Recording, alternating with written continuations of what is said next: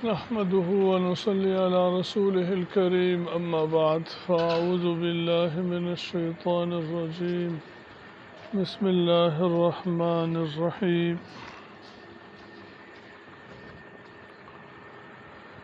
میرے محترم دوستوں اور بھائی اور بزرگوں، ہر ایک مسلمان، ہر ایک انسان یہ چاہتا ہے کہ دنیا کے اندر پرامن اور پرسکون زندگی گزارے۔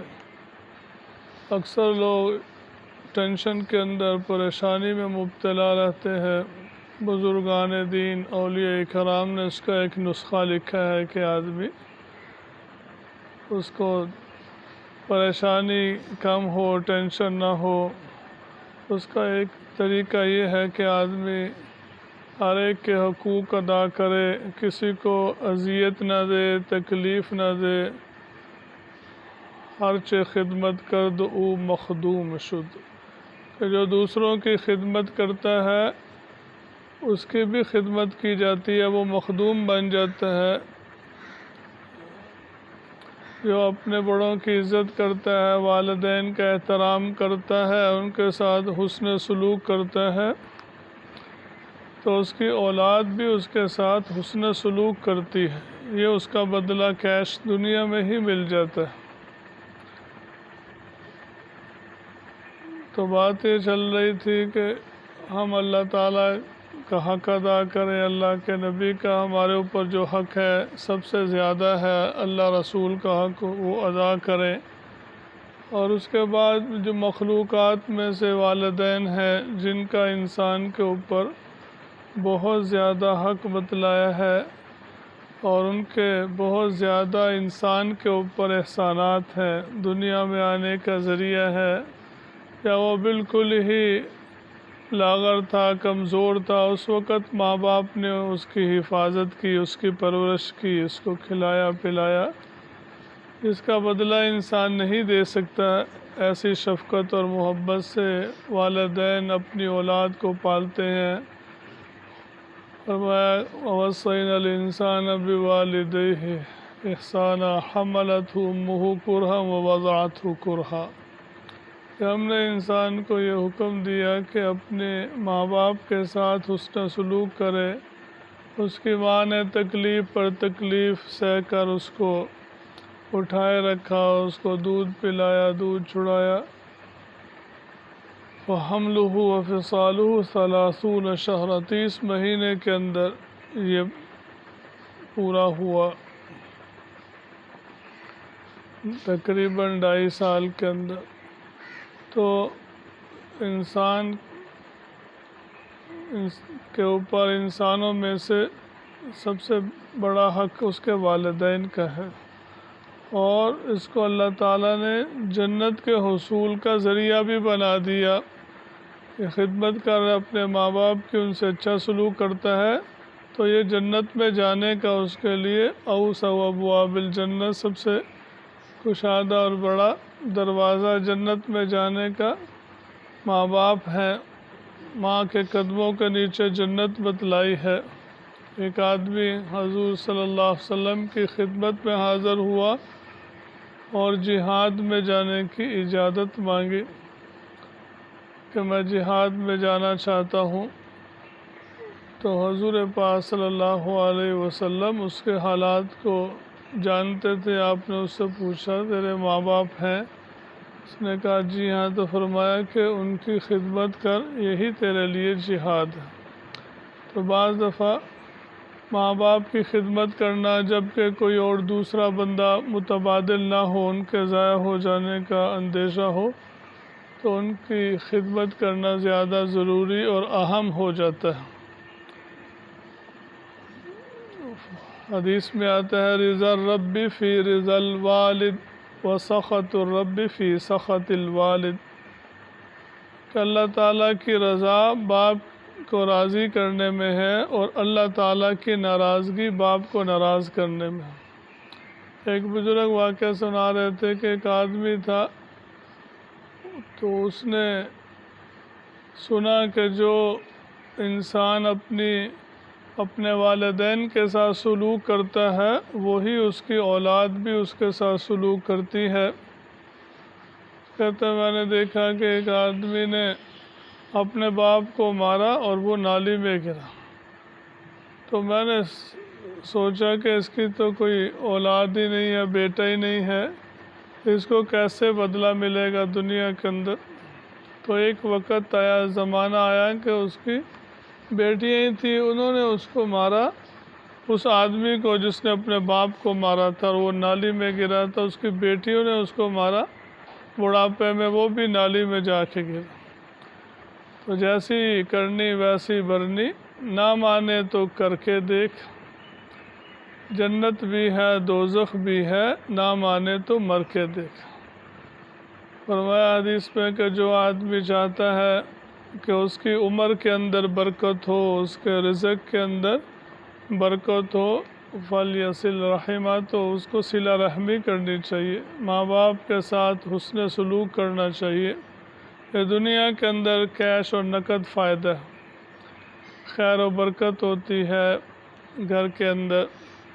تو جو آدمی چاہتا ہے کہ دنیا میں سکون حاصل کرے، اس کو ٹینشن نہ ہو، تو کسی پہ ظلم نہ کرے، ہر ایک کا حق ادا کرے، تو وہ خود بھی سکون کے ساتھ رہے گا۔ دوسرے کو تکلیف پہنچا کے، اذیت دے کے، ظلم کر کے، آدمی کہے حق مار کے کہ میں پرسکون رہوں اور مجھے کوئی ستائے نہیں، تو ایسا نہیں ہو سکتا۔ اس کا یہی ہے کہ آدمی کسی کو تکلیف نہ دے، ہر ایک کو راحت پہنچائے۔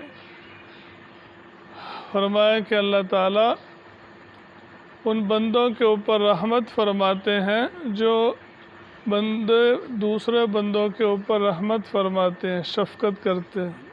یہ تو دنیا کے اندر ہے۔ حدیث میں آتا ہے کہ ایک آدمی کہ اللہ تعالیٰ نے اسی بات کے اوپر آخرت میں مغفرت فرما دیں گے کہ وہ لوگوں کے ساتھ بڑی نرمی اور شفقت سے پیش آتا تھا۔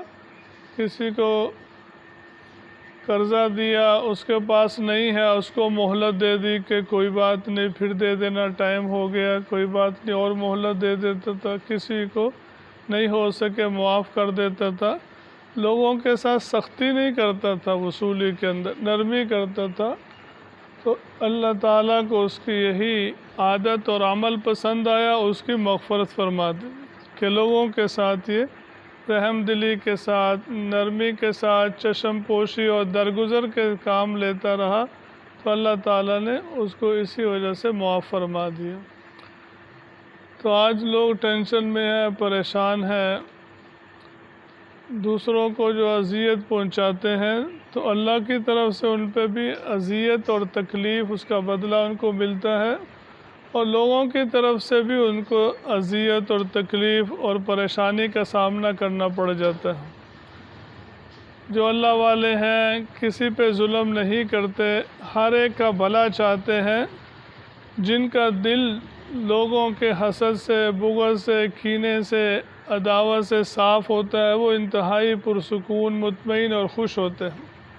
ایک بہت اچھی عادت ہے ہر ایک کو معاف کر دینا، درگزر کرنا، ہر ایک سے اپنے دل کو، اپنے سینے کو صاف رکھنا، ورنہ آدمی جلتا ہی رہتا ہے حسد کے اندر، بغض کے اندر، کینے کے اندر، اس کی زندگی عذاب بنی رہتی ہے اور گناہ علیحدہ ہوتا ہے۔ جو ہونا ہوتا ہے اللہ کی طرف سے وہی ہوتا ہے، جو جس کو ملنا ہے وہی ملتا ہے، لیکن حسد کرنے والا ہر وقت جلتا رہتا ہے، یہی اس کے لیے عذاب۔ آخرت کے اندر نیکیاں اس کو مل جاتی ہیں۔ تو کینہ رکھنا، بغض رکھنا، لوگوں سے حسد کرنا، یہ اللہ تعالیٰ کو بہت ہی ناپسندیدہ عادت ہے، برے اخلاق ہیں، اس کا دنیا میں بھی نقصان ہے، آخرت میں بھی نقصان ہے۔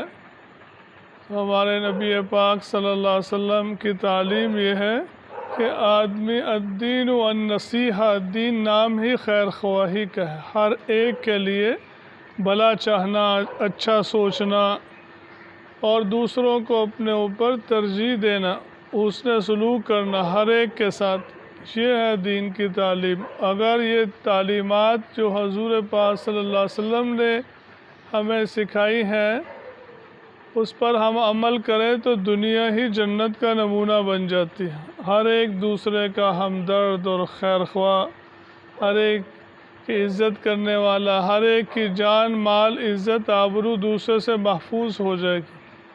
لیکن اس وقت معاشرے کے اندر بے راہ روی ہے، دین سے دوری ہے، اس وجہ سے کسی کا بھی جان مال عزت آبرو محفوظ نہیں ہے۔ ہمارے شیخ فرماتے ہیں کہ ہر ایک کی عزت کو انسان اپنی عزت سمجھے، دی بہن بیٹی کو اپنی بیٹیوں کی طرح سے سمجھے۔ یہ ہے حیا والا جذبہ، جس کی وجہ سے مسلمان آخرت کے اندر بڑے بڑے درجات کو حاصل کر لیتا ہے۔ تو ہم بھی نیت کریں، ارادہ کریں کہ ہر ایک کا بھلا، خیر خواہی، کافر بھی کیوں نہ ہو اس کی بھی خیر خواہی، ہمدردی کہ یہ ہدایت پر آ جائے، اس کے لیے بھی دعا کرنا، اور اپنے مسلمان بھائی کے ساتھ بھی ہمدردی خیر خواہی کا جذبہ رکھنا۔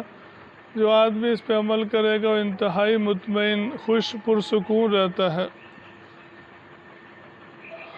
اللہ تبارک و تعالی ہم سب کو ان باتوں پر عمل کرنے کی توفیق عطا فرمائے، اور اپنے دل کو، اپنی زبان کو پاک اور صاف رکھنے کی توفیق عطا فرمائے کہ ہم کسی کی چغلی نہ کریں، غیبت نہ کریں، نہ چغلی سنیں نہ غیبتیں سنیں۔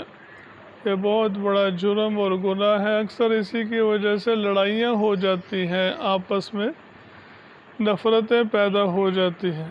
اللہ تبارک و تعالی ہم سب کو عمل کرنے کی توفیق عطا فرمائے۔ الحمدللہ رب العالمین، والصلاة والسلام علی سید الانبیاء والمرسلین۔ اللہم حبب الینا الایمان وزینہ فی قلوبنا وکرہ الینا الکفر والفسوق والعصیان واجعلنا من الراشدین۔ اللہم انا نسألک الہدی والتقی والعفاف والغنی۔ اللہم اعنا علی ذکرک وشکرک وحسن عبادتک۔ یا اللہ جن لوگوں نے دعاؤں کے لیے کہا سب کی دعاؤں کو قبول فرما۔ یا اللہ بیماروں کو شفا عطا فرما۔ یا اللہ سب کو رزق حلال عطا فرما، سب کی اولاد کو نیکی کی ہدایت عطا فرما۔